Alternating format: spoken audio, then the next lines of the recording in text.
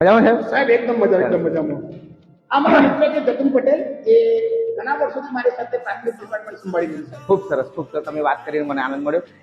ઘણા દિવસથી સર મારે તમને પ્રશ્ન પૂછવો છે કે સાહેબ તમે 10માં તો ટૂંકમાં રિઝલ્ટનો ડંકો વગાડ્યો છે અને પંચમહાલ જિલ્લામાં આજે આટલું કંકાર રિઝલ્ટ હોવા છતાં પણ તમે 10માં આટલું બધું જે શ્રેષ્ઠ વર્ષોથી રિઝલ્ટ આપતા હોય તો એના પાછળનું શું રહસ્ય છે શું રીત છે? મુખ્યની વાત કરી તમે કે ધોરણ 10 ની અંદર આપણે પંચમહાલ જિલ્લાની અંદર તાલુકાની અંદર પ્રથમ આવવાનું કારણ મુખ્ય કારણ એક જ છે આપણી સિસ્ટમ છે સાહેબ.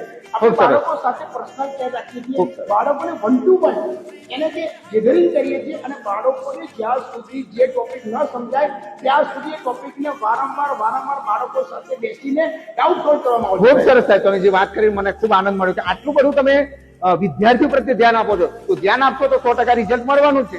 એ બાબતમાં પણ આપણને આનંદ મળ્યો. સાથે સાથે તમે 12માં 10માં તો ખરું પણ તમે 12માં પણ ફરીથી પંચમહાલ જિલ્લામાં તમે નામના મેળવી છે.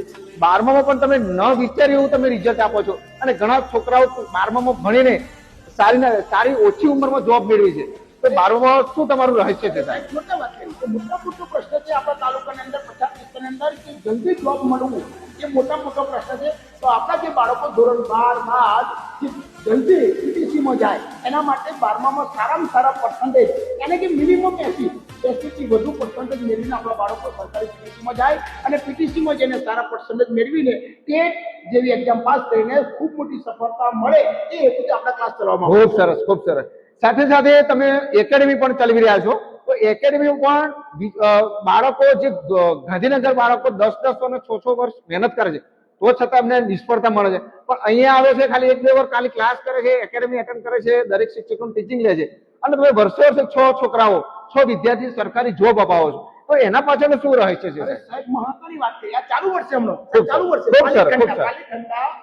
ગામના રહેવાસી પ્રતાપસિંહની છોકરી વૈશાલી જે 10માં પ્રથમ નંબર, 12માં પ્રથમ નંબર અને ચાલુ વર્ષે ટેટમાં 110 માર્ક્સ. બહુ સરસ. અને હમણાં ગવર્મેન્ટની જે જાહેરાત પડી છે એની અંદર એપ્લાય કરી છે, લગભગ ઉઘડતી સ્કૂલે એને શિક્ષક બનશે સાહેબ. બહુ સરસ. આ વાત સાંભળીને આપણને ગર્વ અનુભવવું જોઈએ કે આની ઉંમરમાં સરકારી નોકરી મળે એટલે કેટલી બધી ખુશીની વસ્તુ.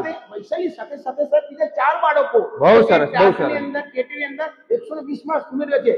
આ વાત તો થઈ 10માં 12માની. હું વાત કરું મહત્વની વાત કે સાહેબ તમારું જે બાળક હતું જે આપણા પીએમ એટલે કે શ્રી નરેન્દ્રભાઈ મોદી માનનીય યશસ્વી વડાપ્રધાન સાથે આપણું બાળક જે વાત કરતું તે કોણ હતું સાહેબ? તો તમે જે વાત પ્રશ્ન કરો છો એ ખરેખર સમજવા લાયક છે.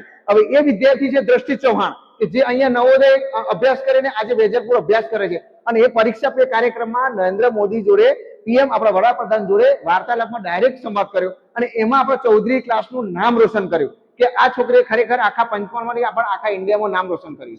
ખરેખર આ મહત્વની વાત છે કે જો આપણા ચૌધરી ક્લાસનું બાળક પીએમ નરેન્દ્ર મોદી સાહેબ જોડે જો વાર્તાલાપ કરતું હોય સાહેબ અને આટલી નાની ઉંમરમાં તો સાહેબ ખરેખર તમારા જવાહર નવોદય ક્લાસને બિરદાવવા જેવા છે સાહેબ. અને ઘણા બધા બાળકો તો જવાહર નવોદય એકલવ્ય રેસિડેન્ટ સ્કૂલમાં પ્રવેશ મેળવ્યા છે સાહેબ. ખરેખર તમે જે કામ કરી રહ્યા છો પ્રાથમિક બિરદાવવા લાયક છે સાહેબ. Thank you. ધન્યવાદ સર તમારો. Thank you.